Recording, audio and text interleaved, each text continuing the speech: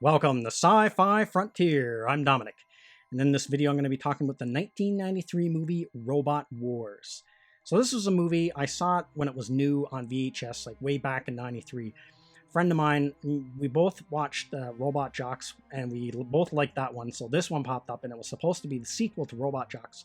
So we rented this one as well, and watched it, and I haven't seen it since then, since 93, but it popped up on Tubi the other night, so I gave it a watch, and it hasn't aged well at all. It's a pretty bad movie. I've forgotten how bad it actually was, but it's really cheesy acting, and it doesn't line up well with Robot Jocks at all. So I'll try to give a quick rundown of the plot. Now, when you're watching it, the plot is kind of hard to follow. It's pretty convoluted.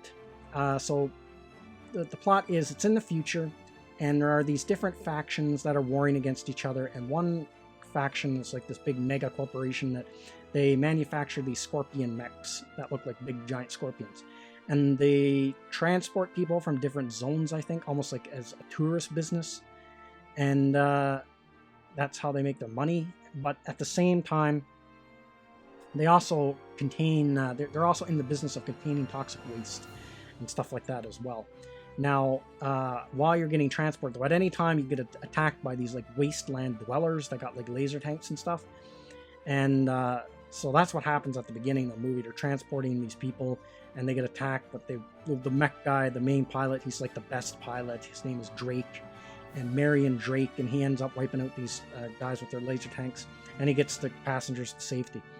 So, but the corporation tries to cover this up and tell the passengers, oh no, you weren't really attacked. That was just a simulation. You weren't really attacked out there. So, but the way the plot is, it's hard to follow. So, the archaeologist woman, she's trying to find a giant mech. Everyone's trying to find a giant mech in this movie. And there's these two Asian guys that are there, and they're on tour, and they're kind of like guests there, but they're also secretly working with the desert guys, and they want to find this mech as well. And so it turns out to be the two Asian guys hijack the Scorpion mech, and then they're going to the city where they believe this other older, really powerful giant mech is buried. And the main pilot, Drake, and the archaeologist woman, they're trying to find it as well. So it's a race against the clock. They want to get there before this other faction finds the robot, and that's roughly the gist of the movie. Now, how it compares to Robot Jocks is... Now, it's been a long time since I've seen Robot Jocks, and I wish I could have seen it again so I can compare these two properly. But, like I said, the way the fictional politics in this movie is set up, it's hard to follow. Like, it's not very well explained who the different factions are and why they're fighting.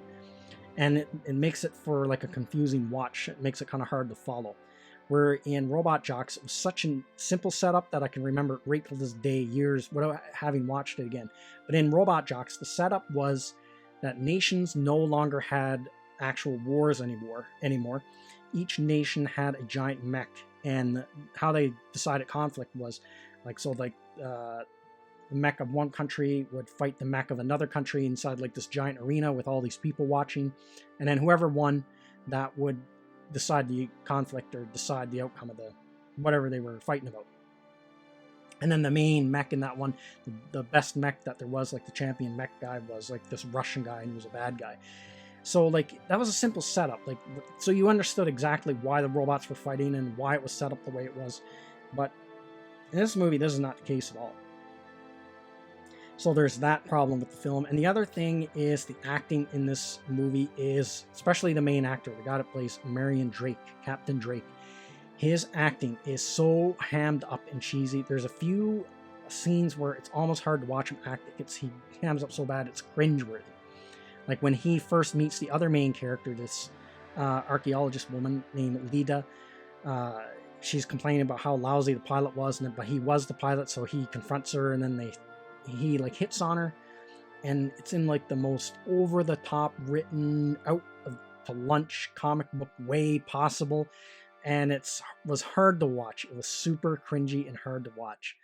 And yeah, but the whole movie's filled with this wacky dialogue and stuff. And the other thing about this film, it's supposed to be a sequel to Robot Jocks, but the two movies don't line up very well. because like they don't explain how it got from the situation of these mechs and these nations fighting to how it is now. So it's almost like just like a sequel in name only almost. It's like they just came up with this original film that has nothing to do with Robot Jocks, and then they just declared it a sequel to Robot Jocks, but they could have called it anything else, like Robot Smashers or Warzone Robots or something, anything. And because you don't need to watch Robot Jocks, in my opinion, to even see this movie, and it's not going to help you understand this movie at all, in my opinion. And yeah, there's a lot of weird stuff in it.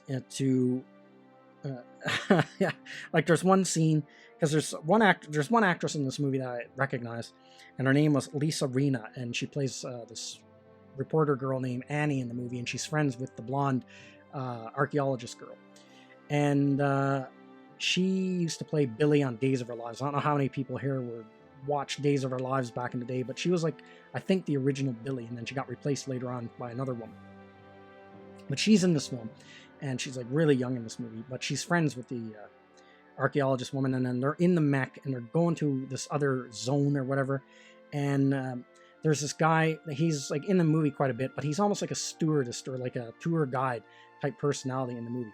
And so the character of Annie is like drooling over him, and is just talking about how she thinks he's so hot and she wants to jump his bones and all this kind of stuff.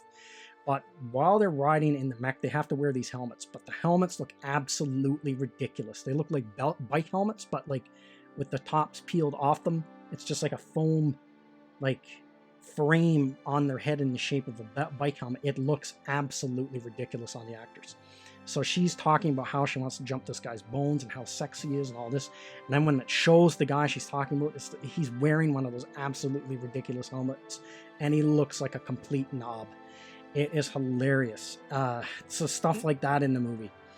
Now, the other thing that always confused me when I was a kid is one of the Asian actors, the older guy, because there's two Asian actors in it. There's like a younger guy and an older guy, but the older guy was actually in Robot Jocks, but he played a different character, and he was a good guy in that one. If I remember, I think he got killed in Robot Jocks, but he's back in this movie, but he plays a different character, and he's a bad guy. So I remember I always found that somewhat confusing when I was a kid. So now, should you check this movie out? So, I don't know, the acting's really cheesy, but I mean, it's funny. Some of the lines are hilarious, and it's hard to take the movie serious. The other thing is, I don't know, it's a short movie, hour and a half. Well, one of the upsides, I'll talk about this. One of the upsides is stop motion animation is pretty good in this film. For a B movie, I thought that looked pretty good. In a lot of ways, I find the old stop motion animation stuff holds up better than the early CGI or even later CGI stuff that they use in B movies. Like, there's a lot of B movies that even today when they come out, like the CGI is so bad, like they'd almost be better off going. It would look better if they went with older practical special effects than CGI. Like, they'd be better off doing, like, if they were going to do a werewolf movie today, even today, well, maybe they might be able to do better today, but say back in the 90s or even the early 2000s, if they were going to do a werewolf movie, they'd be a lot better off doing either a guy in suit or a stop-motion werewolf and not CGI, because the CGI is, in my opinion, at that point in time, for B movies anyway, didn't aged worse than the stop-motion animation, if that makes any sense. So yeah, I don't know. Maybe give it a watch because it's short, hour and a half. If you like these kind of movies, B movies, but just be prepared. The acting is really super cheesy and the plot's kind of hard to follow. So you'll probably need a glass of whiskey or two to get through this one. So that's everything I got to say in this video. Let me know what you think in the comments section, and I will see you at the next one. I'd like to say thank you to all of my subscribers. I appreciate you all in helping this channel grow. If you're new to the channel, don't forget to like, share, and subscribe. Also, don't forget to hit the bell icon so you'll be notified when new videos are uploaded.